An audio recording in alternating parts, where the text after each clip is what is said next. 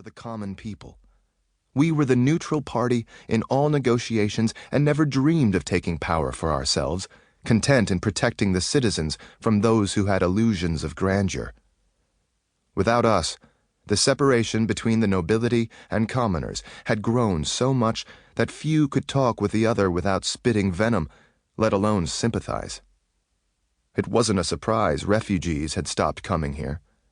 There was nothing but death, riots, war, and poverty waiting for them. Hollow, the once famous refugee city, was no more. It was just another sign of how our country was preparing to be forgotten by history, only remembered for shattering the moon, Salona. All those problems that would soon be another's to worry about. I was, after all, still on trial for treason, and I knew I would be found guilty, because, for everyone who hadn't been there, the choice was clear. How could they not find the boy who had been found standing over the king's body, blood splattered with gun in hand, guilty? Regardless, I am Michael Kingman, and my tarnished legacy will survive, even if my body does not. It will take more than this trial to erase me and my deeds from memory. I understand that now, when before I was always chasing my ancestors' shadows, hoping to be remembered as fondly by history as they were. Clearly, that wouldn't happen. My story was a tragedy. Still, here I was, sitting alone underneath a skylight in the middle of the court, with a large half-circle bench in front of me, waiting. Normally, the bench would be filled with the 3 lucky individuals who would hear the charges and make their decision, but they were still in discussion. Except for the scales judge, who sat unmoving. I hoped they would hurry up and share their verdict. I was anticipating a bad death. In all the time I spent waiting, I never turned my head toward the crowd.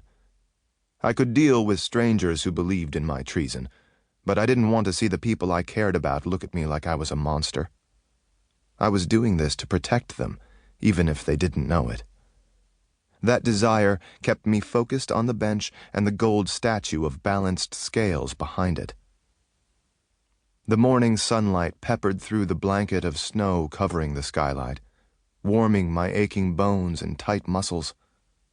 It was such a simple thing, basking in the sun's glow, that I had taken for granted before I was kept in an endless darkness. My reverie didn't last long. The door behind the bench opened, and out strode the 3 people who would decide my fate.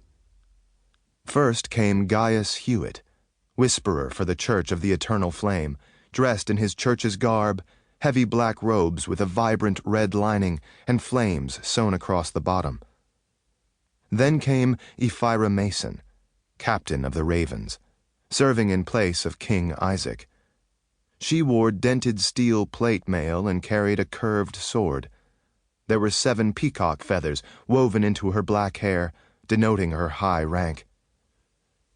Lastly came Charles Domay, the man who had led me down the path toward my death. The business magnate wore no smile today, instead picking at his jacket, buttons done up on the wrong holes, black hair disheveled, and wolf's head cane at his side. He was a cowardly contrast to the man I had first met 2 or 3 weeks ago. It was hard to tell how long I had been in the dungeons. Once they had taken their seats to the right of the judge, he began, Michael Kingman, son of David Kingman, before the jury gives their decision, I will ask you one more time. How do you plead? The chains rattled as I rose to my feet. I looked each of them in the eyes. I had not spoken since I surrendered myself, and as much as they'd tried, nothing would get me to utter a single word. This time wasn't any different. Do you plead to be forgotten? I gave no reply.